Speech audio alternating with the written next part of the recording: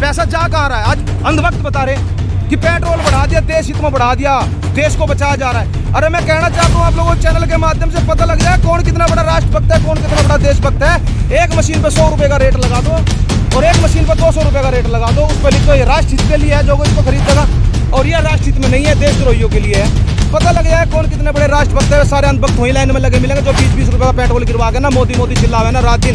पता आज देश के अंदर देख लो देश की स्थिति क्या है। आज देश हमारा खड्डे में नहीं कुएं में जा चुका, लेकिन ये जा करके चुनाव का एजेंडा सीधा करने के लिए ये आज उत्तर प्रदेश के अंदर आ रहे हैं। मोदी जी पहले कहाँ थे? उत्तर प्रदेश के अंदर कहाँ था विकास? आज जो विकास मिल रहा है तुम्हें होर्डिंगों के ऊपर मिलेगा। उत्तर प्रदेश नंबर 1। किसके पैसे से लगाई वो होर्डिंग? पूछता हूं मैं सरकार से सवाल, क्या भारतीय जनता पार्टी ने अपने पास से उसका पैसा दिया है? क्या योगी आदित्यनाथ जी ने अपनी सैलरी से, अपनी तनख्वाह से वे पैसे देकर के बोर्ड लगवाया है? नहीं लगवाया। वो सारा पैसा हमारा है, हमारा था और हमारा रहेगा। लेकिन हमारे पैसे का अगर दुरुपयोग कर करके ये आज उत्तर प्रदेश के अंदर ये बताना चाहते हैं कि उत्तर प्रदेश एक नंबर है। उत्तर प्रदेश एक नंबर बिल्कुल नहीं है, कतई नहीं है। ये तो बात वही हो गई जैसे तुम्हारे घर के पास में खड़ा होकर के एक बोर्ड लगवा दूं, रोटी छाप दूं, आपका पेट भर जाए, सब्जी उतार दूं, रसगुल्ला उतार दूं, मुंह में पानी आ जाए, रसगुल्ला खा लिया। ये सारा सिस्टम हुआ है। ये सिर्फ अंधभक्ति है, लोगों को भगाने का काम है। जनता के पैसे के द्वारा हर बार होर्डिंग लगाई जाती है। पहले बताते हैं कि अब ये चुनाव आ रहे हैं, अब हमने इतना रेट कर दिया, अब हमने ये चीज़ परिवर्तित कर दी। और आज जब ये 2013 में सिलेंडर रख करके प्रदर्शन कर रहे थे, वो स्मृति ईरानी अपना प्रदर्शन कर रही थी, तब कहाँ थी? जब वो ये बता रहे थे कि उस देश का पैसा गिरता है, उस देश की जीडीपी गिरती है जिस देश का प्रधानमंत्री खराब हो, उस देश का तेल बढ़ता है जिस देश का प्रधानमंत्री खराब हो। और आज ये 2021 के अंदर आकर के बताते हैं कि तेल का रेट हमारे हाथ में नहीं है। या तो ये सरकार तब गलत थी, ये लोग तब गलत थे, या अब गलत है। इस सरकार से मैं सवाल करता हूं, तुम गलत कब थे ये बता दो। या तो आप लोगों ने 2013 के अंदर जनता को बेवकूफ़ बनाया है, या जनता का बेवकूफ़ अब बना रहे हो। आपसे फिर मैं सवाल करूंगा, कहा जा रहा है कि 4 साल बेमिसाल, कैसे देखते हैं? क्या सच में बेमिसाल है क्या उत्तर प्रदेश? कहीं बेमिसाल नहीं। किसान के लिए, युवा के लिए, मजदूर के लिए, महिला के लिए इन्होंने कोई काम करने का काम नहीं किया। उत्तर प्रदेश में किसानों का 13,000 करोड़ रुपए बकाया है। जो बात करते थे भुगतान की कि 14 दिन में भुगतान करने का काम किया, काम करेंगे, लेकिन कहीं किसानों के लिए कोई भुगतान करने का काम नहीं किया। युवाओं को रोजगार देने का काम नहीं किया, केवल जातिवाद पर राजनीति करने का काम किया, जो अब की बार जनता इन्हें सबक सिखाने का काम करेगी। आदरणीय माननीय चौधरी चरण सिंह जी, चौधरी अजीत सिंह जी और जयंत चौधरी जी और अखिलेश यादव की सरकार बनने का काम उत्तर प्रदेश में होगा। इन सरकार को यहाँ से भगाने का काम होगा। जो किसान की बात करेगा वो दिल्ली में राज करेगा। ये किसान की बात नहीं कि इनको उखाड़ फेंकने का काम अब की बार जनता करेगी। कल भारत के प्रधानमंत्री जी कह रहे थे कि यूपी से गुंडाई खत्म हो गया, आतंकवाद खत्म हो गया हुआ। क्या सच में वहाँ से ये सब खत्म? अगर सरकार गुंडाई खत्म करती तो अब की बार लोकतंत्र का चीरहरण हुआ है। जिला पंचायत के चुनाव में, प्रमुखी के चुनाव में महिलाओं के कपड़े फाड़ दिए। अगर ये लोकतंत्र में विश्वास करने का काम होता और महिलाओं के कपड़े फाड़ने का काम न होता, प्रस्तावों को उठाने का काम किया। फर्जी इन्होंने फर्जी प्रमाण जो थे, जो फार्म भरे गए, फर्जी महिलाओं से फार्म उठवाने का काम किया। अगर ये सच होते तो लोकतंत्र में अगर विश्वास होता तो इनकी एक भी सीट उत्तर प्रदेश में जिला पंचायत अध्यक्ष के चुनाव में ना आती। कहा जा रहा है कि कल महिलाओं के सामान में और फिर से भाजपा सरकार काम कर रही है, और ये भी भारत के प्रधानमंत्री कह रहे थे कि महिलाओं के ऊपर आंख उठाकर देखने वाले अब थर-थर कांप रहे हैं। अब थर-थर कांप रहे हैं। मुझे ये बता दीजिए, जब अब से 1 साल पहले एक वाल्मीकि की लड़की का बलात्कार हुआ, उसको योगी जी की निगरानी के अंदर जबरदस्ती उसका दाह संस्कार कर दिया गया, जो अभी प्रत्यक्ष को प्रमाण की आवश्यकता नहीं है। अभी जो जिला पंचायत के चुनाव है उसी के अंदर एक महिला का चीरहरण सरेआम हुआ। वो आदमी कहाँ है? क्या उसको सजा दे दी सरकार ने? नहीं दी। महिलाओं का सम्मान, झूठ बोलते हैं, नहीं करते सम्मान महिलाओं का। सबसे ज़्यादा बलात्कारी आज भारतीय जनता पार्टी के अंदर है। जिन लोगों ने जो महिलाओं को अपमान करने का काम किया है, आज सबसे ज़्यादा उठा करके देख लो कि सबसे ज़्यादा बलात्कारी किस पार्टी के अंदर है।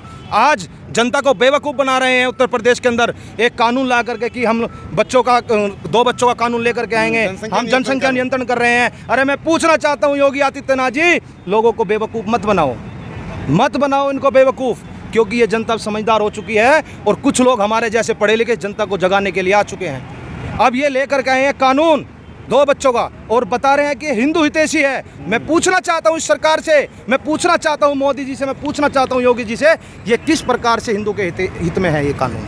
नहीं है उसमें ये भी तो, क्योंकि सबसे बड़ी बात यह है, आज से 75 वर्ष पहले जब अगर आप लोग नोट करोगे कि मुसलमानों की जनसंख्या कुल 17 करोड़ बढ़ी और हिंदुओं की जनसंख्या 70 करोड़ बढ़ी। जो गरीब तबका है इसके अंदर गरीब तबका मारा जाएगा, क्योंकि गरीब तबका मजदूरी करता है, मेहनत करता है। और आज ये अगर इस कानून को लेकर के आना था उससे पहले इनको शिक्षा लानी चाहिए थी। सबको 100% लोगों को शिक्षित करते, स्वास्थ्य पे ध्यान देते, रोजगार पे ध्यान देते। लोगों को तो बेरोजगार कर दिया इन लोगों ने।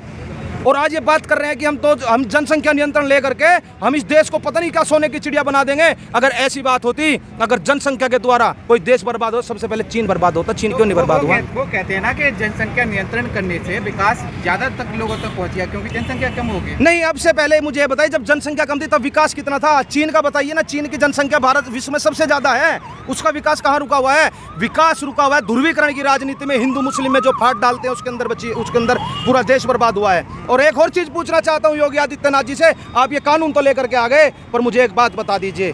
हिंदू भाइयों, आपसे सवाल है, ये मैं आपको ये चीज बताना चाहता हूं, क्योंकि सबसे बड़ी बात एक है, चलो ठीक है तुम तो एक शादी कर लोगे, एक शादी कर करके 2 बच्चे पैदा कर लोगे, लेकिन एक कानून और है कि अगर एक मुसलमान 8 शादी करके 2-2 बच्चे पैदा करता है तो 16 बच्चे हो गए। और तुम घर पे बेरोजगार बैठोगे, वो तो पेंशन लगा के भी अपनी जिंदगी चला लेगा, क्योंकि उसको इतनी सरकारी नौकरी की जरूरत नहीं है। ये आप लोगों को भ्रमित किया जा रहा है, ये आप लोग सोचना पड़ेगा आप लोगों को, क्योंकि रोजगार की आपको आवश्यकता है। वो तो बचपन से ही रोजगार करना शुरू कर देता है, क्योंकि वो तो रफ एंड टफ में पला होता है, लेकिन तुम मोदी और योगी को देख करके पलते हो। लेकिन इस कानून के अंदर ये भी है, निकाय चुनाव हो या सरकारी कोई भी चुनाव हो, कुछ भी दस्तावेज में आप दखल करेंगे तो उसमें विधायक सांसद ये कानून से बाहर रहेंगे। देखिए, सबसे बड़ी चीज़ क्या है, विधायक सांसद जो चीज़ है, उनके कितने बच्चे हैं, सबसे पहले लागू होता है मोदी जी के ऊपर। मोदी जी और 4 भाई। और दूसरी बात, जो कोई बिल लेकर के आता है वो अपने बाप की 7वीं औलाद, उनके ऊपर भी अप्लाई होता है।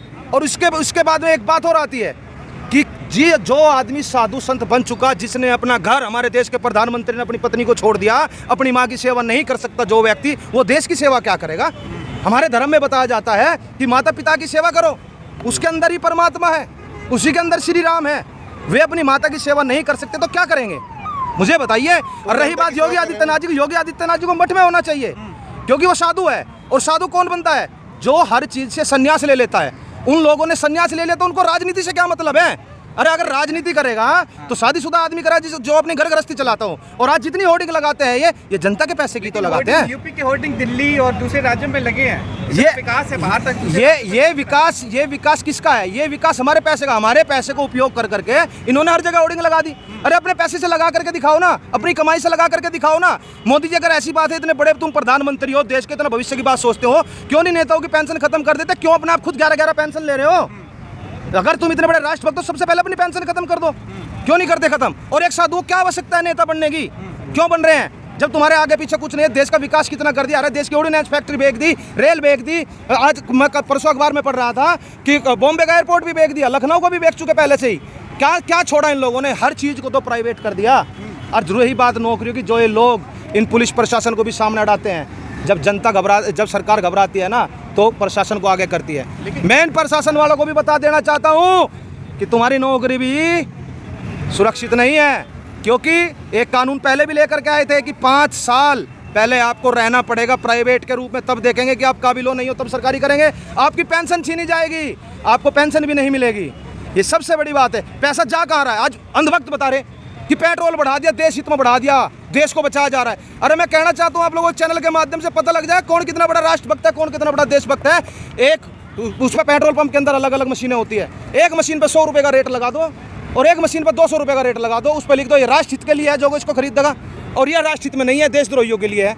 पता लग जाए कौन कितने बड़े राष्ट्रभक्त है। सारे अंधभक्त वहीं लाइन में लगे मिलेंगे जो 20-20 रुपये का पेट्रोल गिरवा के ना मोदी चिल्लावे ना रात दिन, पता चल जाएगा उनका। कहा जा रहा है कि जो इलाज लोग बम्बे दिल्ली में जाके करवाते थे, अब वो उत्तर प्रदेश में इलाज करवा रहे हैं। इस तरह का व्यवस्था हो चुका है। एक भी हॉस्पिटल इन्होंने नहीं बनाने का काम किया, चाहे वो छोटे स्तर पे, चाहे वो लखनऊ हो, कहीं किसी भी शहर में कोई हॉस्पिटल बनाने का काम नहीं किया। अभी बात हो रही थी होर्डिंग लगाने की, उत्तर प्रदेश में इन्होंने होर्डिंग लगाने का काम किया, अब वो दिल्ली में लगाने का काम कर रहे हैं। ये दिखाना चाह रहे हैं कि उत्तर प्रदेश में योगी ने बहुत बड़ा काम किया। अगर होर्डिंग लगाने का शौक है तो उत्तर प्रदेश में आगे होर्डिंग लगाए। जो युवा हमारे साथी है उन्हें जलाने का काम होर्डिंग करेंगे। उन्हें पता लग गया कि ये झूठे होर्डिंग है, इन्हें जलाने का और फूकने का काम युवा साथी हमारे करेंगे। अंत में क्या लगता है 2022 में जो चुनाव होने वाले हैं, सत्ता परिवर्तन हो गया या फिर से योगी जी मुख्यमंत्री बनेंगे? बहुत बड़ा परिवर्तन आएगा, बहुत बड़ा परिवर्तन जो आप लोग भी नहीं सोच सकते और भाजपा भी नहीं सोच पा रही इस चीज़ को। परिवर्तन इतना बड़ा होगा, इनको एक करारा जवाब मिलेगा।